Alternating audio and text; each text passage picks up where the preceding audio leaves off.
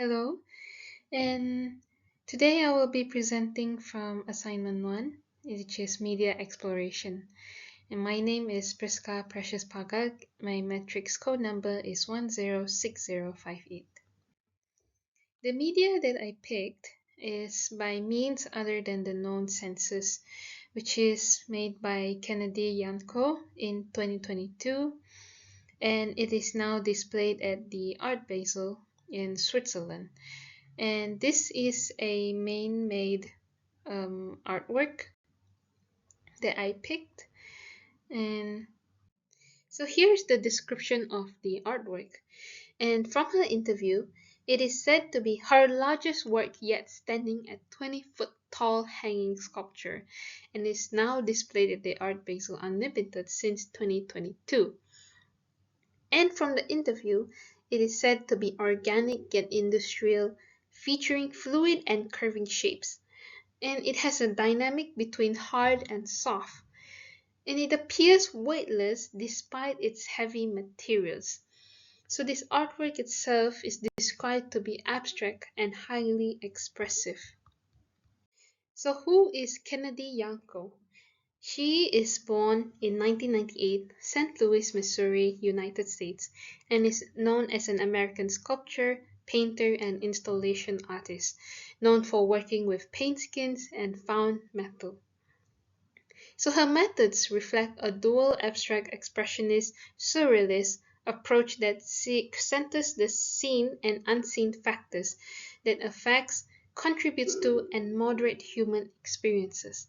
So based on her artwork, she truly shows that she puts her emotions into her artwork and through using found metals.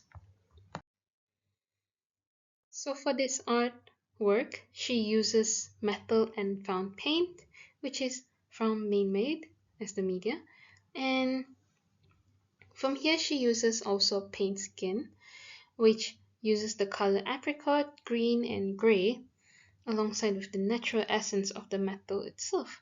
So one of the greatest examples that I've seen man-made media is by Levente Rafnashki, which the artwork created from 2020 to 2021. And even though that this artist uses silicone as the media, but she uses the paint to color in the silicone to make it look like it's metal. And the illusion creates that same metal as it is. Moving on to the technicality and methods. So in the picture below there, I have text from some of her artwork from 2023. And there's a color that shows between the purple, orange, and pink. So what are those? So the technique that she uses are some metal salvaging. And it is a ready-made approach and texture of the material itself.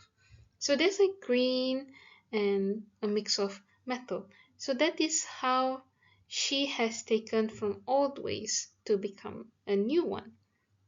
And metals are also easy to be manipulated, such as welding, bending, and cutting. And she doesn't just create just a mixture of everything. She also uses the techniques of bending it and cutting it to make it look more artistic and more abstract. And for the colors, she uses paint skin. It is by pouring and peeling with latex to dry into skins. And by peeling the skin, it creates that flexible leather-like sheets that almost as if it really looks like the material she's really using. And assembled together, it creates between hard and soft surfaces, which highlights the tension and harmony that the emotion she's trying to bring in her artworks. So during this whole process as well, she brings in her intuitiveness, where she built organically rather than being precise, and it really shows how her personality shines through her artwork. So from the technicality of this, it transforms found materials into art by creating out of industrial scrap metals. And it shows that she puts her personal and emotional expression, which is guided by intuition and awareness of the surroundings. So the abstract form that she created allows the viewers to feel the work at a deeper level of inner emotions. So what are the characteristics of the medium? Number one, metal scraps. It is durable but shapeable. Even when strong, it can be bent, welded, and reshaped. And metal can also reflect or absorb light depending on how it is treated. It enhances the sculpture presence. Second, the paint skin. It has a sensory element to the visual experience for the viewers. It retains vibrant with natural or marbling effects, such as using the color like apricot or gray and green. There's so many other vibrant colors that she uses in all of her artworks, and it basically balances the sculpture overall tone. So some characteristics of the medium that I see is also the same example as Michaela Dwyer's The Silvering, made in 2017. It involves the floating off the ground that makes it appear to be weightless despite its weight. And by experiments of this visually, it defies the gravity and it uses contrast in texture and the positioning, like the artwork on the right now, where it gravitates it upwards and it's hanging. So from this, the emotional elevation, even when working with heavy materials, really inspired me to create some artworks that involves gravity. What are the viewers' perception on this? So first is shifting the expectations of the viewers. So by reshaping the industrial metals from heavy to flowing organic forms, it makes the artwork look alive and delicate.